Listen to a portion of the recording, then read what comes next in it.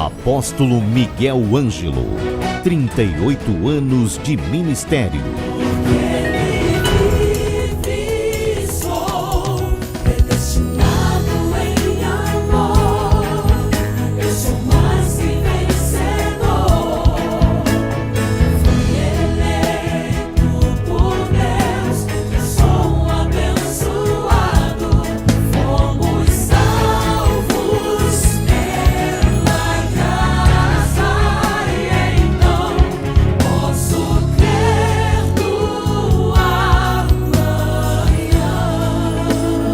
Programa Posso Crer no Amanhã. Olá, muito bom dia, graça e paz. Sou o apóstolo Miguel Ângelo. A minha saudação aos eleitos de Deus, às pedras que vivem, aos predestinados em amor. Este é um programa evangélico, programa Posso Crer no Amanhã, mas ele é também um farol. Você já viu na entrada da Barra da Bahia? Existem ali alguns faróis e quem tem carta para dirigir, para pilotar uma embarcação, tem que conhecer os faróis. São eles que dizem, aqui tem uma pedra, aqui é raso, aqui é lugar de passagem. Este programa tem sido um farol colocado no cimo de um monte para iluminar a vida de muitas pessoas.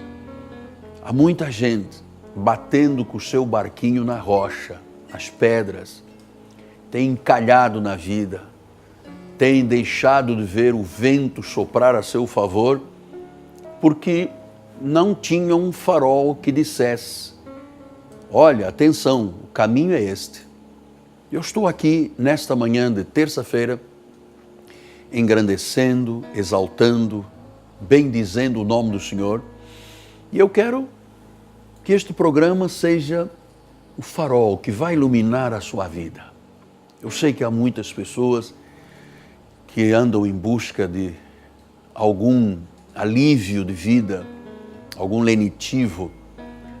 Tal é a carga, sobrecarga, uma vida literalmente envenenada por más notícias diariamente.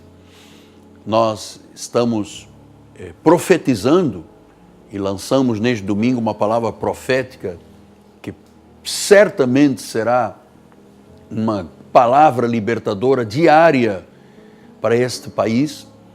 E eu sei que há pessoas dizendo, eu preciso de algo que venha confortar o meu coração, algo que venha estabilizar as minhas emoções, algo que venha apontar um rumo de vida. Você sabe, a pessoa pode ter uma grande casa, um carro maravilhoso, uma conta bancária recheada. Se ela não tem Deus na sua vida, mas não é Deus desta terra. E as pessoas às vezes pensam que ao servirem as cartas de tarô estão num caminho de Deus. Se vão aos búzios, estão num caminho de Deus. Se estão curvados diante de um ídolo, estão servindo a Deus.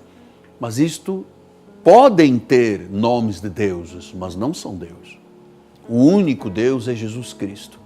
Ele é o Senhor, Ele é Rei, Ele é o soberano. E Ele levanta este programa exatamente para ser este farol. Talvez você, o rumo da sua vida, estivesse indo para um destino de fatalidade. Você precisa de rumar a 180 graus e seguir o caminho de Deus. Pastor, mas então, como é que eu sirvo e sei que estou servindo e seguindo o caminho certo? Só existe um caminho, uma verdade e uma vida, que é a pessoa de Jesus.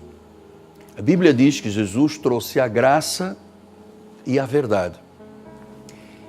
E que Moisés trouxe a lei. A igreja de Jesus, que é de origem gentílica, ou seja, aqueles que foram predestinados para a salvação, que não têm em suas veias sangue de Israel, mas em amor foram predestinados, foram enxertados na oliveira, que têm os mesmos direitos de Sem e de Jafé. Então, esta igreja, a igreja de Jesus, a eclésia, os chamados, os eleitos, os predestinados, têm uma fonte de vida e de inspiração de vida, que são as 14 epístolas de Paulo. É necessário olhos iluminados, é necessário lucidez para entendermos que existe uma mensagem judaizante e existe uma mensagem da graça. A Igreja de Jesus, ao longo de séculos, tem se envolvido com a mensagem judaizante. Você vê as pessoas jejuarem, pagarem o preço, sacrificarem, não dormirem, passarem por águas, 1, 2, 3, 10, o número de vezes que for preciso, na tentativa de viver de forma agradável a Deus. Mas não existe na lei, ministério de condenação e morte, o caminho perfeito de Deus. A única verdade está em Paulo. Paulo disse: sede meus imitadores como eu sou de Cristo. Paulo é que foi arrebatado ao terceiro céu. Os demais apóstolos pregavam e viviam o Cristo antes da cruz, que era a lei. Então, talvez você diga: apóstolo, mas Jesus foi ao deserto enfrentar o diabo. Você acha que hoje nós teríamos que ir para um deserto enfrentar o diabo? Hebreus 2,14 diz: aquele que tinha o poder da morte, a saber, o diabo, foi destruído. Foi catargel, é a palavra grega, foi amarrado, foi limitado. Pastor, então, como é que o diabo hoje age? Age como? Aparece como? Vaidade, presunção, soberba, discórdia, iras, dissensões, acusações. Isto é a forma do diabo agir. Pastor, e onde está o diabo que tanta gente fala? Olha, está na carne das pessoas. O velho Adão. É aqui que, se você não fizer morrer a sua natureza terrena, isto leva tempo. Isso não acontece overnight. Então, você sabe, nós temos uma natureza celestial, mas temos uma natureza adâmica. Temos o terrenal e temos o celestial. Então, esse terrenal, esse carnal, vive numa luta constante com o espiritual. Então, nós temos que saber que quando alguém se converte, ele vai fazendo morrer a sua natureza carnal, terrenal, para que prevaleça o espiritual. E eu vou lhe dizer, ipsis factis, ipsis literis, não há possibilidade de você viver o cristianismo se não for pela graça de Deus. Porque a lei suscita a ira. Paulo disse: foi por causa da lei que eu conheci o pecado. Então, a lei é o ministério de condenação e de morte. Então, para a igreja gentílica, aqueles que não têm descendência de Israel em seu sangue, é a mensagem de Paulo. E Paulo deixa isto. Você sabe que eu tenho uma lucidez bíblica que chama-se palavra predestinada de sabedoria, porque o Senhor iluminou os olhos do meu coração para compreender o que era na realidade o que são as 14 epístolas de Paulo no contexto da igreja gentílica. Nós não temos que servir a Moisés, nós não temos que fazer os sacrifícios de Moisés, nós não temos 613 mandamentos. Pastor, então, meu Deus, então qual é o grande mandamento da sua vida? Amar a Deus acima de tudo. Depois, amar ao próximo como a mim mesmo, esse é o maior mandamento. Agora, viver com dias, festas, sol, lua, abluções, comidas, bebidas, sacrifícios, pagam o preço. Amados, isto não é cristianismo. Isso é judaizante. Então, Paulo, nesta carta magna da liberdade cristã, que é o livro de Gálatas, que eu amo, de paixão, os 14 epístolas de Paulo, ele vem aqui fazendo algumas referências muito importantes, que devem ser este farol que eu lhe falei no início do programa, para que o seu barco não ande à deriva ou não vá encalhar nas pedras. Semana passada nós vimos um acidente aí na Barra da Tijuca, uma pequena lancha com 7 pessoas, se desgovernou e foi contra as pedras. Houve até feridos. Exatamente assim as pessoas estão vivendo, indo contra as pedras, atirados pelas ondas, porque não tem um farol. Agora tem, mas não tinha um farol. Então Paulo disse, quando porém Cefas veio a Antioquia, Gálatas 2:11, eu resisti-lhe face a face porque se tornara repreensível. Com efeito, antes de chegar alguns da parte de Tiago, comia com os gentios, quando porém chegaram, afastou-se e por fim veio a apartar-se, temendo-os da circuncisão. Então existem aqui alguns pensamentos muito interessantes. Primeira coisa, disse que Paulo, a quem Deus revelou o pacto, a nova aliança, o pacto da graça de Deus, Paulo não pregava o Cristo nos dias da sua carne, ele pregava o Cristo ressuscitado. Ele não pregava o livre-arbítrio, ele pregava a soberania de Deus. Ele não pregava a decisão, a livre agência do homem, ele falava sobre o Todo-Poderoso que estabelece desígnios, que começa e termina a obra, faz o querer, faz o realizar. Então, Paulo pregava aquele que ele conheceu, porque ele foi o único que foi arrebatado e foi levado ao terceiro céu. E lá foi-lhe revelada a mensagem da graça de Deus para a igreja gentílica. Por isso é que ele disse, eu como prudente arquiteto e construtor lancei os fundamentos. Cuidado, você não pode lançar outro, é Cristo. Mas qual Cristo? O Cristo nos dias da sua carne, eu tenho que continuar lutando contra o diabo, fazendo jejuns de 42 dias, indo para o deserto, ou o justo vive por fé? Então, como Pedro estava confuso, porque ele tinha visto Paulo pregar a graça de Deus, o chamado dele, o evangelho da incircuncisão para os gentios, Pedro, diz a palavra do Senhor, quando Cefas veio a Antioquia, foi o lugar onde pela primeira vez os do caminho foram chamados de cristãos, porque até então eram chamados do caminho, ele diz, resisti-lhe face a face, porque se tornara repreensível. Imagina você, Paulo que chega agora, ele mesmo chegou a dizer fora do tempo, e repreende a Pedro. Poderia estar aqui a cisão da igreja, poderíamos ter aqui um caos violento, mas Pedro foi humilde. Agora Paulo disse, Pedro, eu vou te resistir porque tu te tornaste repreensível. Você não está vivendo o cristianismo de forma correta. E ele explica aqui, ele disse, antes de chegarem os da parte de Tiago, que era a lei, lembra-se, as colunas renomadas, né? Tiago, Cefas, João, reputadas colunas, antes de chegar a lei, Pedro, Cefas, comia com os gentios, dizia graça e paz, aleluia, Deus é bom, eu sou mais que vencedor. Mas diz que quando chegaram os de Tiago, a lei, ele se afastou e veio a apartar-se, temendo-os da circuncisão. Veja só o que é religião.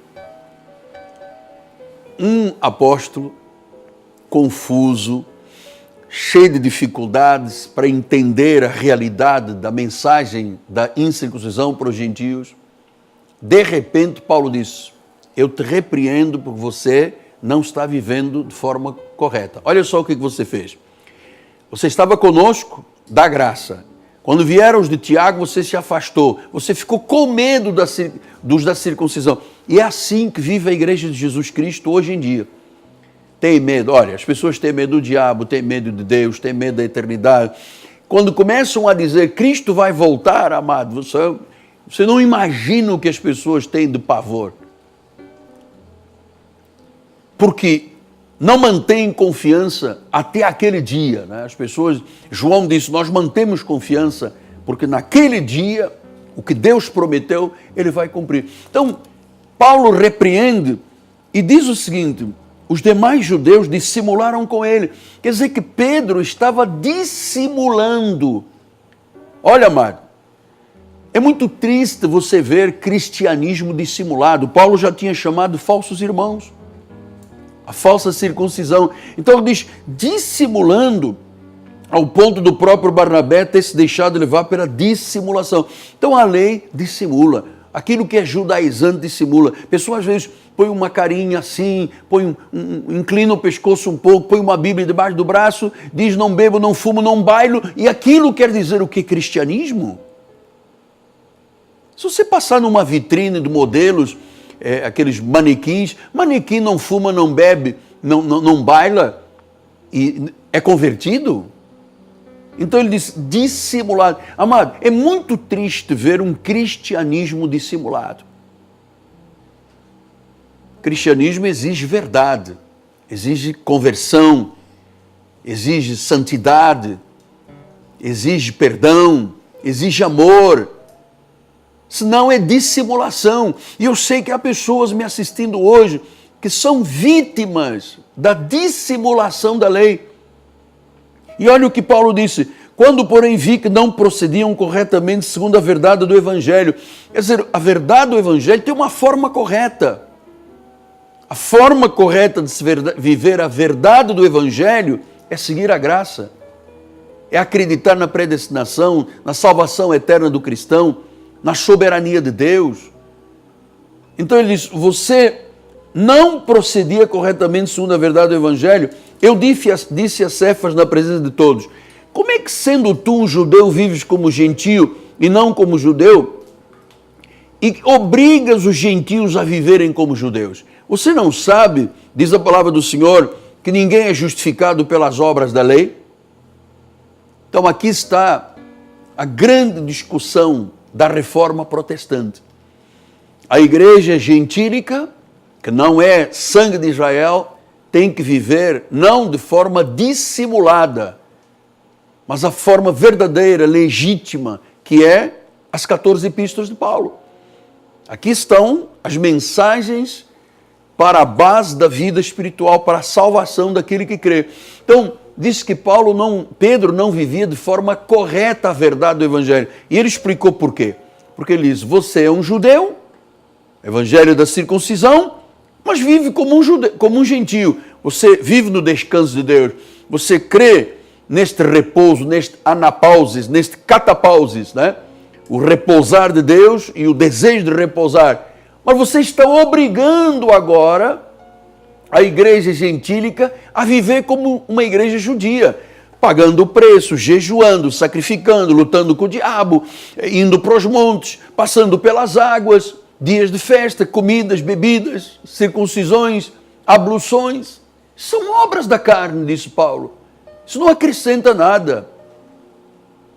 Então, como é que, sendo tu um judeu, vives como um gentio, queres viver a graça, e agora estás obrigando os gentios que têm que viver a graça, devem viver pela graça, a viverem como se fossem judeus. Não há muita diferença entre um crente hoje em dia, a maioria deles, claro, existem milhões de exceções, mas a grande maioria vive como judeu. Só não põe o solidel na cabeça, porque não sabe a utilidade disso. Mas os sacrifícios que fazem, as obras da carne que fazem, é por isso que a Bíblia diz que nos últimos tempos muitos apostatariam da fé por dar ouvidos a espíritos enganadores, a ensinos de demônios. Não pense você que espíritos enganadores e ensinos de demônios são encontrados no teatro, no cinema ou à beira da praia. A igreja de Jesus não tem que viver Moisés. A igreja de Jesus não tem que viver judaísmo. Você pode vir com os nomes que vier, do alemão, do grego, do inglês, americano. Você pode trazer os maiores escritores do mundo. Fugiram da verdade do Evangelho, da graça de Deus, meu amado. Não servem para nada. Não servem para nada. Pregam um evangelho raquítico, misturam lei com graça. Uma salada, as pessoas não sabem, não acreditam sequer na sua salvação. A obra principal, princípio de Jesus, foi trazer a salvação e a libertação do povo. Ele veio para os seus, então ele veio para buscar e salvar o perdido. Então, quando você hoje diz às pessoas, Cristo salva totalmente, das mãos dele ninguém arrebata. Eu lhes darei vida eterna. Deus amou o mundo de tal maneira que deu o seu Filho unigênito para todo aquele que nele crê não pereça, tenha a vida eterna. As minhas ovelhas ouvem minha voz, elas me seguem, eu lhes dou a vida eterna, ninguém as arrebatará. Quando você diz estas verdades, o que o judaizante diz? Não, isso não é bem assim. Isso é porta aberta para o pecado. Isso é apoio do apóstolo Miguel Ângelo aos errados. Isto é amado. Contra a verdade, nada prevalece. Viver a forma correta, o evangelho, ser salvo, é viver segundo as 14 epístolas de Paulo. Pastor, mas então nós vamos desprezar a Bíblia toda, milhares de anos? Não, nós não vamos desprezar. Estou dizendo que existe um evangelho da circuncisão para os judeus e o evangelho da incircuncisão para os gentios. Aqui ninguém despreza nada. E toda a Bíblia Sagrada você encontra evidências da graça. Agora, se você quer viver a verdade, você não pode chegar lá e começar a estudar crônicas e sacrifícios e abluções e mandamentos dos homens e paga o preço. Isso não é evangelho. Aliás, deixe-me dizer, durante muitos anos, eu desejei, como a corça tem sede de águas, amado, viver esta intimidade com Deus, ter este tipo, esta classe de convicção inabalável, salvo uma vez, salvo para sempre. Você sabe que isto é um palavrão, desculpa a expressão acadêmica, em muitos meios judaizantes, porque as pessoas querem que a pessoa perca a salvação, quando Jesus diz, das minhas mãos ninguém arrebata. Eu lhes darei vida eterna. É mais importante que tudo. Então, quando você diz, em amor o Senhor nos predestinou para Ele, para sermos filhos. Mas isso não pode existir. É o homem que decide. Sabe, muita gente está indo com o seu barquinho contra rochas porque quer ser Deus, quer estar no lugar de Deus, quer ser o seu próprio Deus. E Deus disse, não. A minha verdade prevalece. É a graça. É o Cristo ressuscitado. É assim que se dá frutos para Deus. É andar do modo correto. Não é ser gentil vivendo como judeu e o judeu vivendo como gentil. É gentil vivendo como gentil e judeu vivendo como judeu. Amém? Este é o evangelho da graça de Deus. Muito bem, estamos nos aproximando dos minutos finais do programa. Hoje é terça-feira. Se você assiste pela manhã, 10 da manhã, temos escola bíblica na igreja com o bispo Daniel. E amanhã, 7h30 da noite, amado, uma tremenda, uma grandiosa, poderosa reunião com a ministração da palavra sobre família, sobre doutrina da graça de Deus. Nós queremos criar colunas da igreja. Queremos famílias fortes, poderosas, famílias que não se contagiam com este mundo. Você sabia? O índice de divórcio no primeiro ano de casamento, depois da pessoa, diz sim, um ano depois, aumentou nesses últimos 4 anos 446%. Antes as pessoas começavam a ter crises 7, 10, 20 anos. Hoje, há pessoas com menos de um ano de casado dizendo, não era isso que eu esperava. A igreja tem uma preocupação de resgatar valores bíblicos para as famílias, para que a família seja eterna. Então nós vamos tratar deste assunto e eu quero deixar-lhe um convite.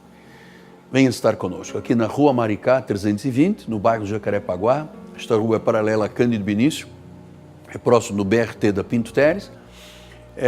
Aqui temos um complexo de Deus, é um paraíso. Eu entendo que a Igreja Cristo Vivo, esses 10 mil metros quadrados, são lugar onde Deus realmente assina e avaliza. Você precisa ter uma igreja, você precisa ter um farol, você precisa ter isto na sua família, com os seus filhos, você precisa estar na casa do Pai. Eu aguardo por você. E não deixe de ouvir e participar nas nossas mídias sobre a profecia que lançamos domingo próximo passado com 12 bases bíblicas em nome de Jesus Cristo. Amém? Eu volto amanhã. Sou o apóstolo Miguel Ângelo, meu nome, minha amada esposa Bispo Roxane, em nome da nossa família apostólica, em nome do governo da igreja, nossa equipe de televisão, nós nos unimos e dizemos, é por graça. Se é por graça, não é mais como Moisés, é Paulo. Graça e paz, em nome de Jesus. Até amanhã. Leve a Cristo Vive com você no seu smartphone ou tablet. Fotos, mensagens, informações e a nossa rádio e TV web 24 horas online. Assista nossos cultos com transmissão ao vivo. Cristo vive com você em qualquer lugar. Disponível para baixar nas lojas de aplicativos iOS e Android.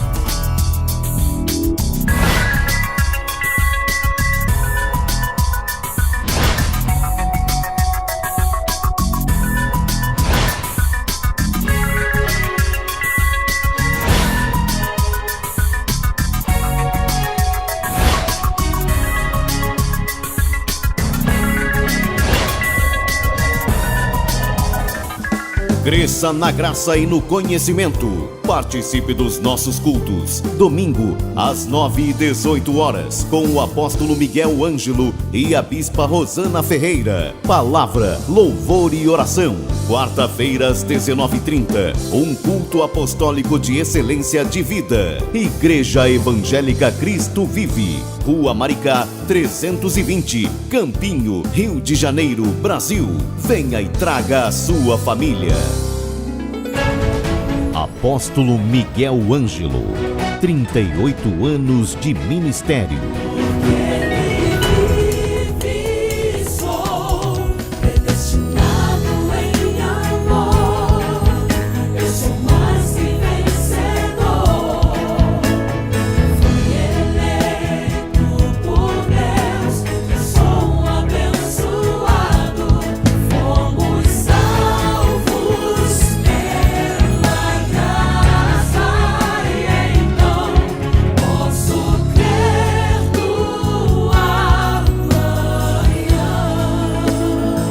Programa Posso Crer no Amanhã.